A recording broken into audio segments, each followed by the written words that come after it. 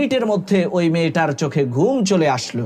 রাতের বেলায় যখন রাজামশাই বিশ্রাম নিতে আসলেন, এসে দেখেন তার বিছানার মধ্যে চাকরানী মহিলা ঘুমিয়ে আছে।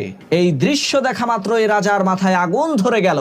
তৎক্ষণাৎ রাজামশাই সিপাহীদেরকে হুকুম করলেন, এই চাকরানীটাকে চাবুক দিয়ে আঘাত করো। রাজার কথা অনুযায়ী সিপাহীরা ওই মেয়েটাকে ধরে এনে চাবুক দিয়ে আঘাত করতে লাগলো। আশ্চর্যের বিষয় হলো, যখনই মেয়েটাকে চাবুক দিয়ে আঘাত করা হতো, ওই মেয়েটা আঘাতের যন্ত্রণা সহ্য না করতে পেরে জোরে জোরে চিৎকার করে কান্না করত। পরক্ষণে আবার খিলখিল করে জোরে জোরে হাসা আরম্ভ করত। মেয়েটার এই অদ্ভুত আচরণ দেখে রাজামশাই তাকে জিজ্ঞেস করলো, কি ব্যাপার, তুমি কান্না করছো আবার হেসে দিচ্ছ, এর মানে তো বুঝলাম না, তোমার উপরে জিন ভর করলো নাকি?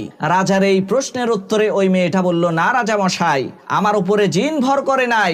আমি হাসছি এই কারণে, আমি মাত্র কয়েক মিনিট আপনার এই শাহী বিছানার মধ্যে ঘুমিয়েছি, এর জন্যই যদি